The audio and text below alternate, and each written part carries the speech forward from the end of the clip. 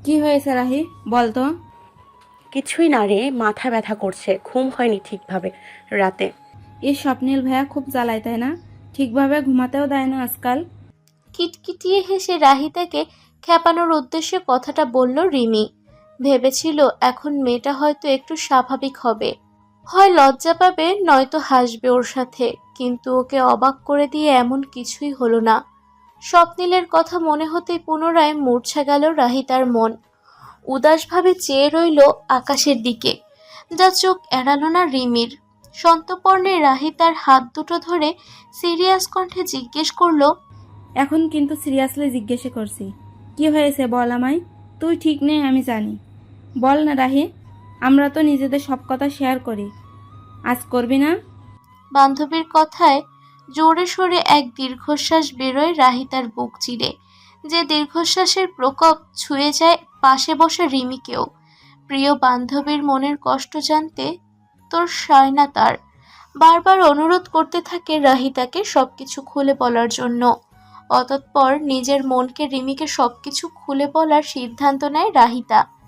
দিনকে দিন নিজের মনের সব কষ্ট একা বয়ে বেড়াতে বেড়াতে বড্ড ক্লান্ত সে নিজেও।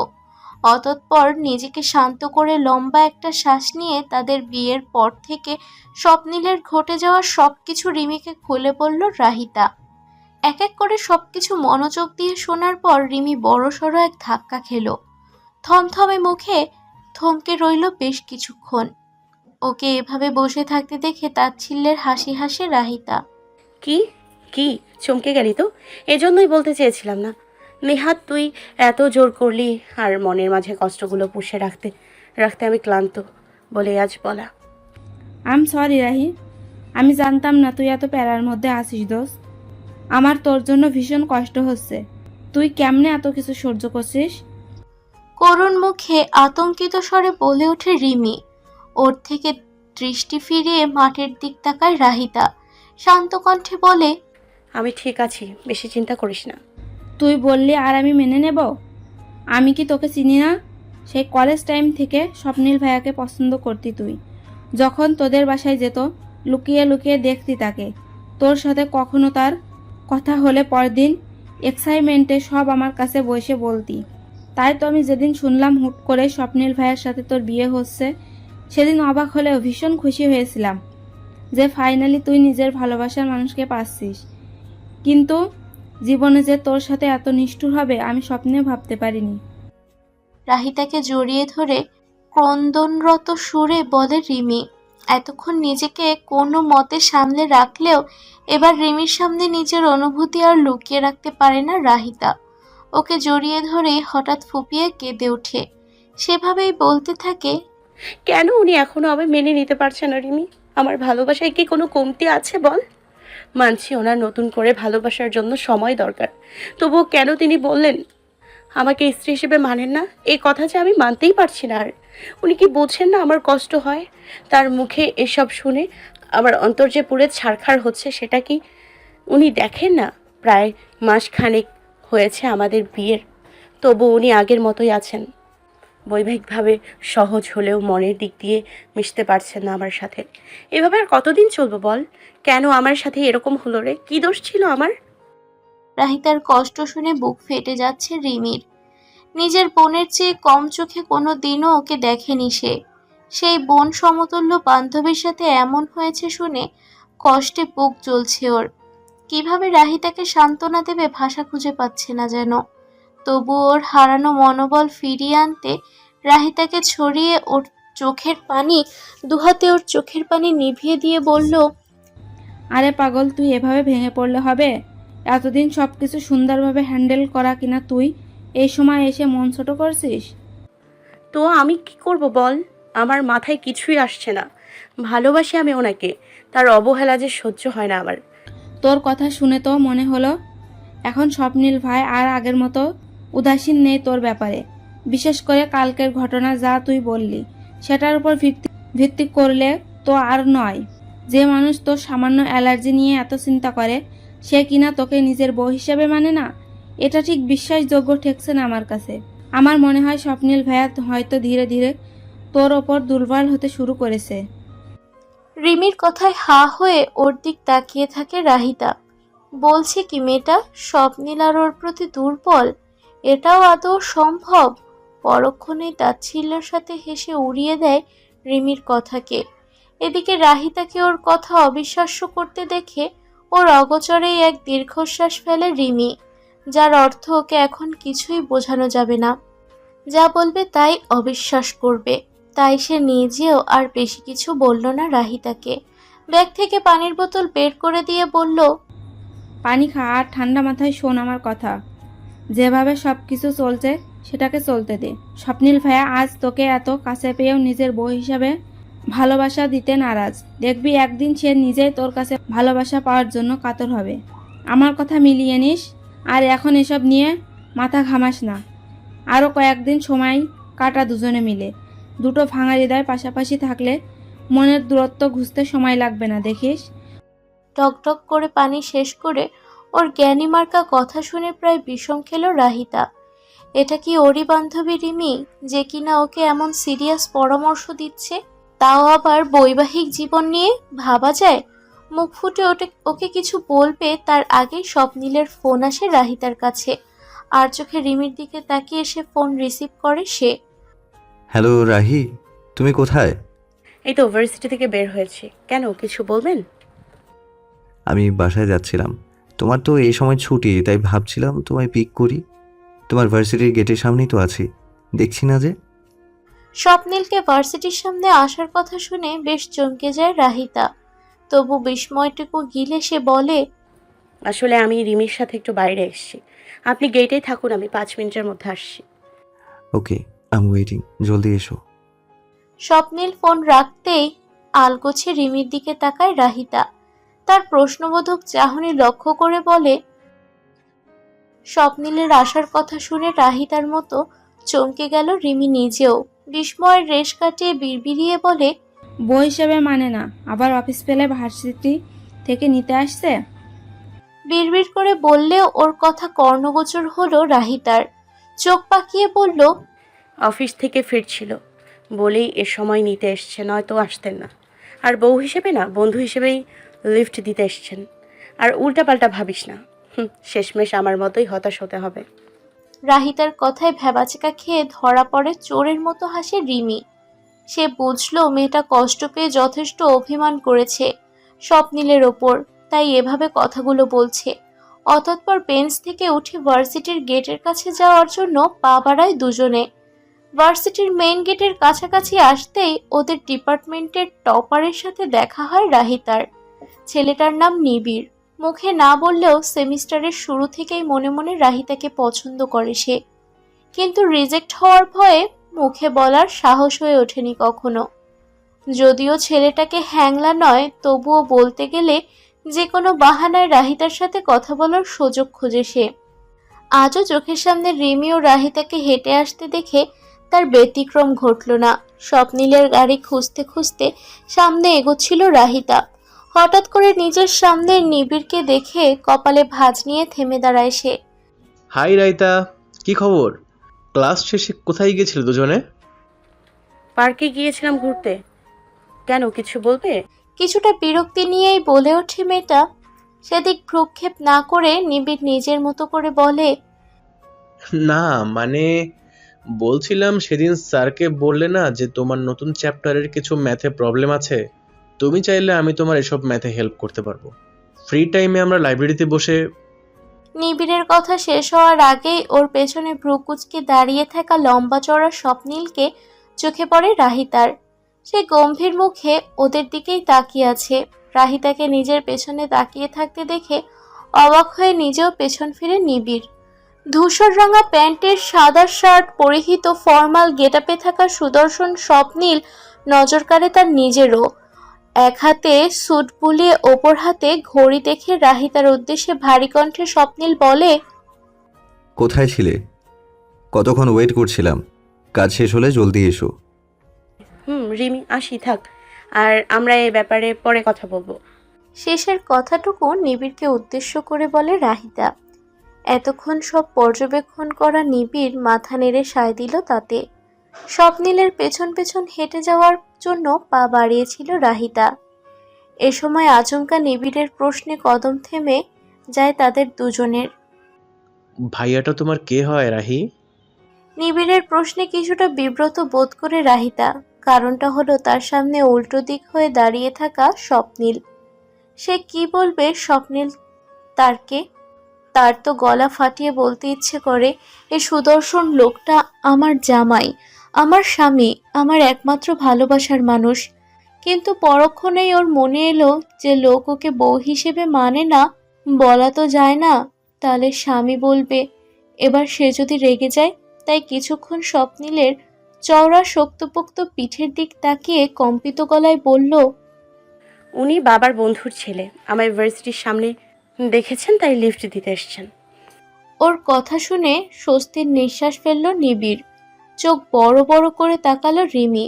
আর স্বপ্নীল আগের জায়গাতেই তখনকার ন্যায় জমে আছে। এদিকে কোনো মতে কথাটি বলেই আর কোনো দিক না তাকিয়েই দ্রুত পায়ে গাড়ির দিকে হেঁটে চলল রাহিতা। নিজের অজান্তেই ওর পেছনে ফেলে গেল এক বিস্ফোরিত স্বপ্নীলকে। চুপচাপ গাড়িতে বসে আছে রাহিতা।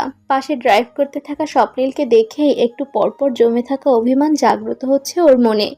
কিন্তু স্বপ্নীলের মনে কি চলছে তার জানা নেই, কেননা ওর শক্ত হওয়া চোয়ালো ভাবলেশহীনভাবে দেখে দ্বিধাদ্বন্দ্বে ভুগছে সে। পুরো রাস্তা দুজনের মাঝে কোনো কথা হয়নি। এমনকি রাহিতাও ওকে নিজের স্বামী হিসেবে পরিচয় দিল না। এটা নিয়েও টুস শব্দ করল না স্বপ্নীল।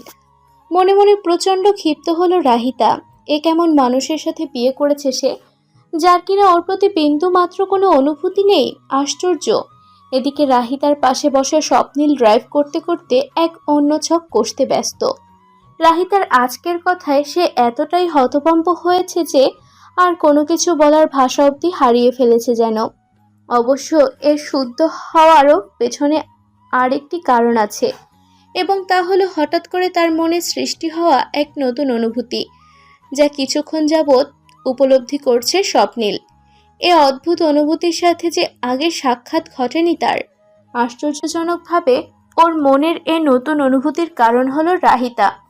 একটু আগে রাস্তায় ওকে বাবার বন্ধুর ছেলে বলাটা বিশেষ পছন্দ হয়নি স্বপ্নীলের, যদিও সে জানে রাহিতা মিথ্যে বলেনি।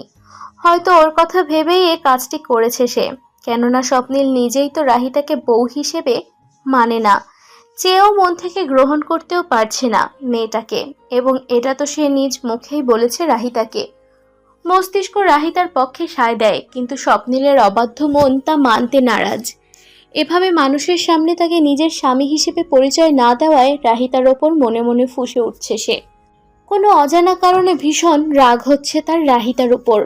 যতই হোক, দুনিয়ার নজর তো তারা দুজন স্বামী স্ত্রী। তবে কি এমন ক্ষতি হতো যদি রাহিতা ওই ছেলেটার সামনে ওকে স্বামী হিসেবে পরিচয় দিত? স্বপ্নীল কি অস্বীকার করত? অবশ্যই করতো না, কিন্তু এ কথাটা কোন মুখে সে রাহিতাকে বলবে ভেবে পায় না স্বপ্নীল। তাই তো মন মস্তিষ্কের এ দ্বিপাক্ষিক যুদ্ধে অপারগ হওয়ায় চুপচাপ মুখে কুলু পেটে ড্রাইভ করছে সে, অথচ মনে মনে ঠিকই ফুঁসছে। এরই মাঝে কখন সে গাড়ির স্পিড বাড়িয়ে দিয়েছে টের পায় না স্বপ্নীল। আচমকা হাতে রাহিতার পাশে টনক পড়ে তার। কি করছেন? সামনে গাড়ি আসছে, স্পিড কমান প্লিজ। আতঙ্কিত স্বরে স্বপ্নীলের হাত ধরে চেঁচিয়ে ওঠে রাহিতা। এতক্ষণে হুঁশ আসায় মুহূর্তের মধ্যেই স্পিড কমিয়ে সামনে আসা গাড়ি থেকে নিজের গাড়িকে নিরাপদ দূরত্ব আনে স্বপ্নীল। তা দেখে ফোঁস করে ভেতরে চেপে রাখা শ্বাস ছাড়ে রাহিতা। আর চোখে ওর দিকে তাকিয়ে গম্ভীর স্বরে স্বপ্নীল বলে, চিন্তার কোনো কারণ নেই। স্বামী হই বা না হই, তোমাকে সেফলি বাসায় পৌঁছে দেওয়াটাও আমার দায়িত্বের মধ্যেই পড়ে। এই বিষয়ে আমি কোনো গাফিলতি করব না। ওর কথায় কপালে ভাঁজ পড়ে রাহিতার। স্বামী হয় বা না হয়, কথাটা মস্তিষ্কে ঘুরপাক খায় কিছুক্ষণ। স্বপ্নীল কি তবে ওকে তখনকার ঘটনার জন্য খোঁটা দিল? কিন্তু কেন? সে তো নিজেই চায় না তাদের মধ্যে স্বামী স্ত্রীর সম্পর্ক হোক। তবে কেন এহেন আচরণ? দাঁতে দাঁত চেপে রাহিতা উত্তর দেয়, হ্যাঁ, তা তো দেখতেই পারছি, এজন্য তো হুটহাট স্পিড বাড়িয়ে অ্যাক্সিডেন্ট করতে ধরেছিলেন। এক্সকিউজ মি, আমি কেন ইচ্ছে করে এমন করব? আমি কিছুক্ষণের জন্য অন্য মনস্ক হয় হঠাৎ কখন গাড়ির স্পিড বাড়িয়ে দিয়েছি টের পাইনি, দ্যাটস ইট। আর কিছুই না। বাই দ্য ওয়ে, তুমি কি এর জন্য আমায় খোঁটা দিচ্ছ? ব্রুকুচকে রাহিতার বিরক্ত হয়ে থাকা মুখের দিক তাকিয়ে বলে ওঠে স্বপ্নীল। ওর কথায় তাচ্ছিল্য হেসে রাহিতা উত্তর দেয়, আমি আপনাকে কেন খোটা দিব বলুন তো? সে অধিকার কি আমার আছে? এভাবে কেন বলছো? আমি কি তা বলেছি? আমিও তো ভুল কিছু বলিনি, তাই না? ওর কথায় এবার যার পর্ণরনায় অবাক হয় স্বপ্নীল। হঠাৎ করে আজ দুপুরে এসে এসব কেন বলছে রাহিতা? সম্পর্কে অস্বীকার করা, অধিকার নিয়ে কথা বলা, এর আগে যখনই এমন কথা হয়েছে ততবারই এ ধরনের কথাবার্তা শুধু স্বপ্নীল বলেছে, কিন্তু 1 মাসে রাহিতাকে ভুলেও একবার এমন কিছু উচ্চারণ করতে দেখেনি সে। তবে আজ মেয়েটার কি এমন হলো? রাহিতার কি খুব বেশি মন খারাপ? নিজের অজান্তেই ওকে কোনো কষ্ট দেয়নি তো সে? মনে মনে ভাবনায় পড়ে স্বপ্নীল, কিন্তু বহু অনুসন্ধান করে কোনো কাজ খুঁজে পায় না তার মন। একবার ভাবলো রাহিতাকে নিজেই জিজ্ঞেস করবে কি হয়েছে, কিন্তু এর আগেই গাড়ি বাসার সামনে এসে যায়। অতঃপর ওকে কিছু বলার সুযোগ না দিয়ে দরজা খুলে গাড়ি থেকে বেরিয়ে পড়ে রাহিতা। পেছনে ফেলে যায় আরেক দফা বিস্মিত স্বপ্নীলকে। রাতের বেলা পড়ার টেবিলে বসে পড়েছে রাহিতা। পরীক্ষায় আসতে খুব বেশি দেরি হয়নি। সময় নষ্ট করা যাবে না। খাতায় অঙ্ক করছে আর একটু পর পর কাটছে সে। এমনিতেই একটা চ্যাপ্টারে ওর সমস্যা, তার মধ্যে আজ মন মেজাজ ভালো নেই সকাল থেকে। সব মিলিয়ে রাগ যেন খাতার ওপর ঝাড়ছে। একটু পর পর স্বপ্নীল বেশ অনেকক্ষণ ধরে বারান্দায় এক ধ্যানে আকাশের দিকে তাকিয়ে সিগারেট ফুঁকছে। রুমে যেতেও ভালো লাগছে না। রাহিতা ওর সাথে প্রয়োজন ছাড়া কথা বলছে না সকাল থেকে। আননোন নম্বর থেকে ভ্রু কুঁচকে ফেলে। সিগারেটের শেষ টান দিয়ে ধোঁয়া উড়িয়ে ফোন রিসিভ করতেই ওপাশ থেকে সালামের আওয়াজ আসে। সালামের জবাব দিতেই স্বপ্নীল শুনে কেমন আছেন দুলা ভাই? আমার চিনেছেন তো? গলার স্বর শুনে স্বপ্নীল আন্দাজ করেছিল এটাকে। এবার তো কথা শুনে স্পষ্ট বুঝলো, তাই রাগঢাক না করে সরাসরি বলল, আরে রৌনক নাকি? কি অবস্থা? আমি ভালো আছি। তোমার কি খবর? আমরা তো সেম ব্যাচে ছিলাম। আপনি করে বলছো কেন? হ্যাঁ, আমিও ভালো আছি। এই তো মজা করছিলাম, নতুন সিম কিনেছি, সেটা থেকেই ফোন দিলাম। দেখছিলাম দুলা ভাই আমায় চেনে নাকি চেনে না। বেশ বেশ, কিন্তু লাভ যে হলো না। আমি যে আগেই ধরে ফেলেছি বাবু। রৌনকও হাসলো। হাসতে হাসতেই বলল, তা কোথায় তুমি? বাসায় না বাহিরে? কি করছো? বাসাতেই আছি। তোমার বোন পড়ছে রুমে, আমি বারান্দায় দাঁড়িয়ে। ওহ, রাহি কেমন আছে? ওকে ফোন দিয়ে পেলাম না, ফোন বন্ধ কেন? ভালো মতো পড়াশোনা করছে তো? ওর আবার সামনে পরীক্ষা, খুব চিন্তা করছিল বেচারি এটা নিয়ে। আমার কাছে হেল্প চেয়েছিল, তখন আমি ব্যস্ত ছিলাম। আমি কাল ফোনে ওকে বুঝিয়ে দেব, ওকে বলে দিও। ফোন মেবি চার্জ দিতে ভুলে গেছে। ও তো সন্ধ্যা থেকেই পড়ছে। আচ্ছা, আমি ওকে তোমার কথা বলে দেব, চিন্তা করো না। এরই মাঝে মায়ের ডাক পড়ে স্বপ্নীলের। রৌনকের সাথে কথা শেষ করে রুম ত্যাগ করে মায়ের কাছে চলে যায় স্বপ্নীল। গম্ভীর মুখে দরজার সম্মুখে দাঁড়িয়েছিলেন দিলারা বেগম, যেন স্বপ্নীলের আসারই অপেক্ষা করছিলেন এতক্ষণ। মাকে এভাবে তাকিয়ে থাকতে দেখে স্বপ্নীল খানিকটা বিচলিত হয়। দ্বিধান্বিত কণ্ঠে শুধায়, কিছু বলবে মা? কি হয়েছে রাহির? রাহির আবার কি হবে? ও তো পড়ছে রুমে। বিস্মিত সুরে স্বপ্নীল করে প্রশ্ন করে। ওর জবাবে যেন সন্তুষ্ট হলেন না দিলারা বেগম। আগেরকার মতোই গম্ভীর্য ভাব বজায় রেখে বলেন, দেখ স্বপ্নিল, তোদের মধ্যে কি হয়েছে আমি জানি না। রাহি নিজে থেকে আমায় কিছু বলেনি। ও মেয়েটাই এমন, নিজের উপর হাজারো ঝড় বয়ে গেলেও পাশের মানুষকে ক্ষুণ্ণাক্ষরেও টের পেতে দিবে না সে। কিন্তু আমি তো মা, ওর না বলা কথাও চোখ মুখে দেখে বুঝে নিতে পারি। আজ সকাল থেকে খেয়াল করছি ওকে, না ঠিকমতো খেয়েছে সকালে, দুপুরে আসার পরও ঠিকভাবে কথা বলেনি আমাদের কারোর সাথে। মনে হচ্ছিল ওর ভীষণ মন খারাপ। আমি জানি এর পেছনে নিশ্চয়ই আমার মহান ছেলের হাত, তাই না? সত্যি করে বলতো, তুই কি বলেছিস ওকে? আবারও খারাপ আচরণ করিসনি তো মেয়েটার সাথে? মায়ের কথায় হতাশ মুখে দীর্ঘশ্বাস ফেলে স্বপ্নীল। শেষমেশ ওর মা ওকেই দোষ দিচ্ছে। অদ্ভুত ব্যাপার, সব দোষ এখন তার। অথচ রাহিতা যা করলো তা তো কেউই দেখলো না। এই যে রাহিতা ওকে সকাল থেকে ইগনোর করছে, ওর সাথে ঠিকভাবে কথা বলছে না, ওকে এড়িয়ে চলছে এক প্রকার, এটা কি কেউ দেখেছে? ওকে এটা নিয়ে কিছু বলেছে? না, বলেনি। তবে শব্দ স্বপ্নিলের একার কেন? বিষাদিত অন্তরে ভাবে সে। দেখো মা, আমি ওকে কিছুই বলিনি। তোমার আদরের বৌমা সকাল থেকেই হুট করে এমন অদ্ভুত বিহেভ করছে। আমি দুবার জিজ্ঞেস করেছিলাম কি হয়েছে, তবুও আমায় বলেনি। আমার কোনো দোষ নেই মা। আমার জানা মতে আমি তো কিছুই বলিনি ওকে। কেন এরকম করছে ওই বলতে পারে। স্বপ্নিলের কথায় প্রযুগল কুঞ্চিত হয় মায়ের। ছেলের সরল মুখ দেখে বোঝেন সে মিথ্যা বলছে না, কিন্তু তবুও কোথাও যেন কোনো ভুল রয়েই যায় চোখের আড়ালে। পরক্ষণেই মনে হলো পরদিন না হয় সরাসরি রাহিতার থেকেই জিজ্ঞেস করবেন তিনি। দেখা যাচ্ছে হয়তো স্বপ্নিল নিজের অজান্তেই এমন কিছু করেছে যার কারণে মন খারাপ করেছে রাহি, অথচ তার ছেলে এখনো বুঝতেই পারেনি ব্যাপারটা। এই গাধাটাকে নিয়ে আর পারা গেল না। আচ্ছা ঠিক আছে, এখন রুমে যা, মেয়েটা একা আছে, ও আবার একটু ভয় পায়, তুই রুমে যা। মায়ের কথায় হাঁপ ছেড়ে বাঁচে স্বপ্নিল। সে যেন এতক্ষণ এটারই অপেক্ষায় ছিল।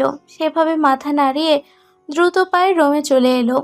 স্বপ্নিলকে রুমে আসতে দেখেও যেন দেখল না রাহিতা, আর চোখে ওর দিকে একবার তাকিয়ে পড়ার গতি বাড়িয়ে দিল। বিষয়টা লক্ষ্য করে বিছানায় বসে ওর পড়া শেষ হওয়ার প্রহর গুনছিল স্বপ্নিল।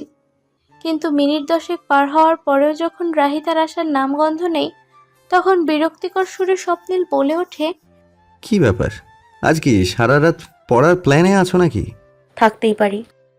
রাহিতার তেড়া জবাব এতে বেশ খানিকটা ক্রুদ্ধ হয় স্বপ্নিল।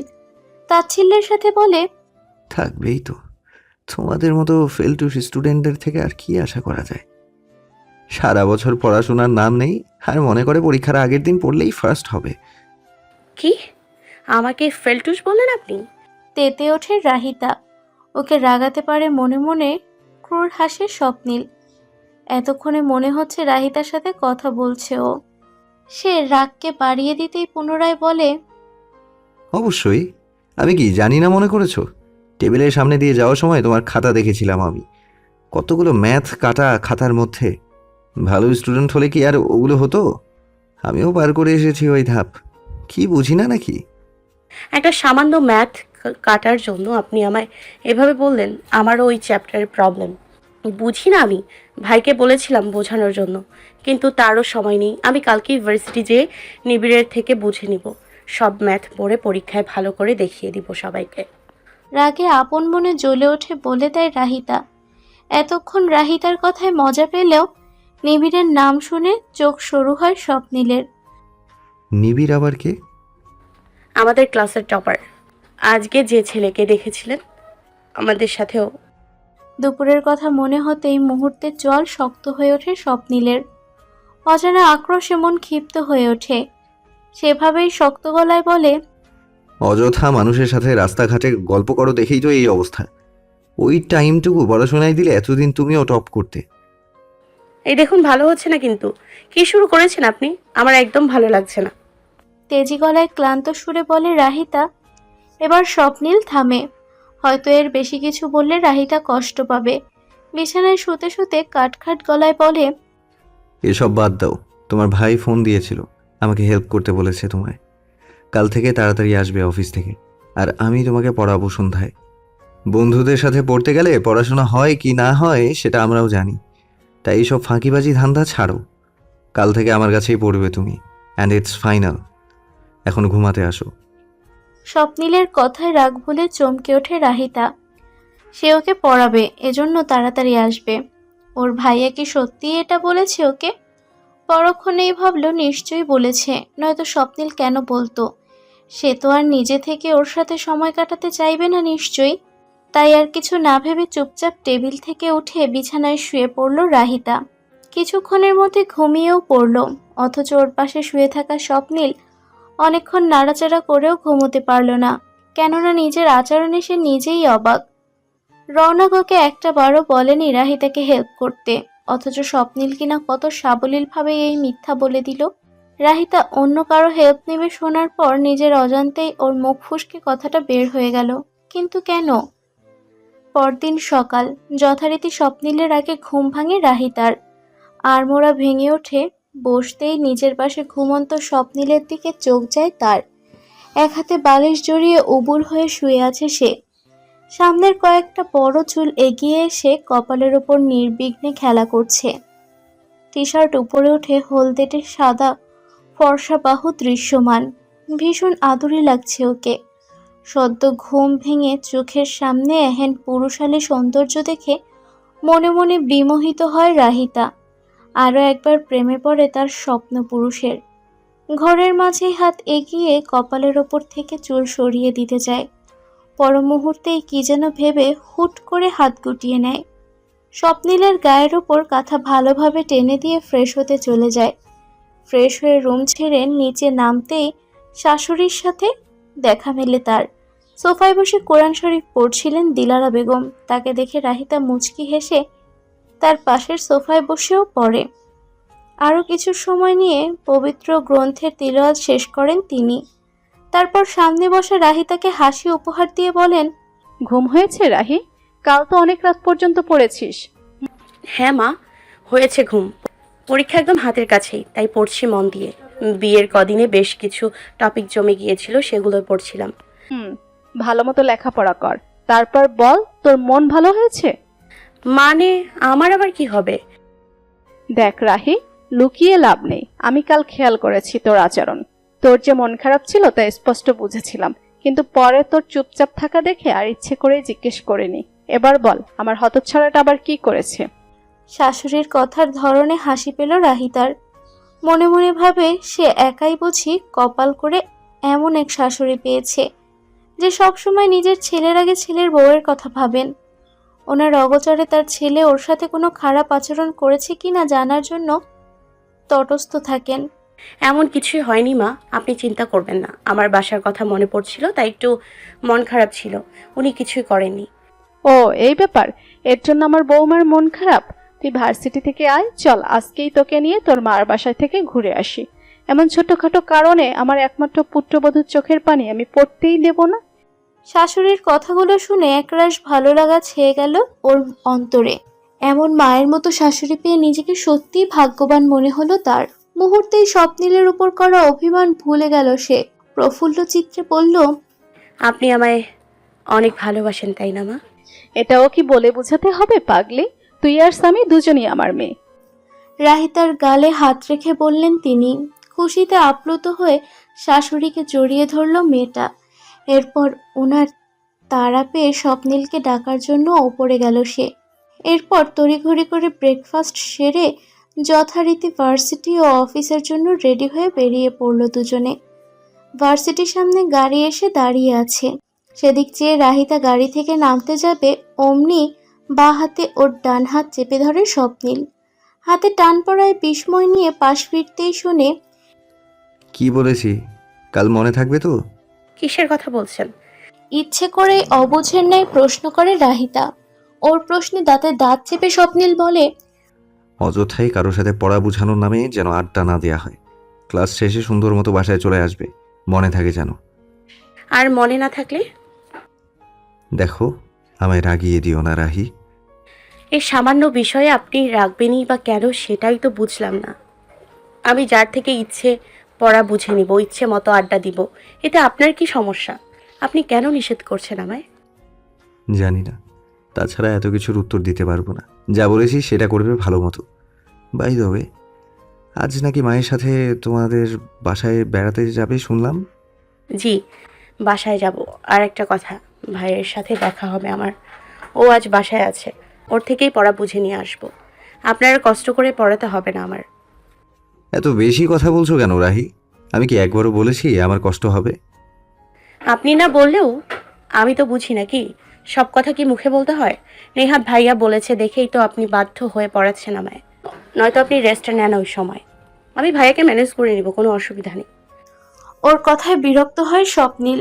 মেয়েটা এত বেশি বুঝে কেন? সে কি বলেছে ওর কষ্ট হবে পড়াতে? বরং রাহিতাকে কে বোঝাবে? আজকাল স্বপ্নিলের ওর সাথে সময় কাটাতে ভালো লাগে। ওর সাথে ঝগড়ার বাহানায় কথা বলতেও ভালো লাগে। একই সাথে মনে জাগা শঙ্কা, রাহিতা যদিও রওনককে জিজ্ঞেস করে ও স্বপ্নিলকে পড়াতে বলেছে কিনা। তখন রওনক যদি অস্বীকার করে তাহলে তো স্বপ্নিল ধরা পড়ে যাবে। রাহিতা জানতে পারবে ওর ভাই ওকে পড়াতে বলেনি, বরং স্বপ্নিল নিজে থেকেই পড়াতে চেয়েছে ওকে। বিষয়টা লজ্জাজনক হবে। তাই তো আকপাচ না ভেবেই স্বপ্নিল জোরে সোরে বলে বসে, খুব বোঝা শিখে গেছো সব।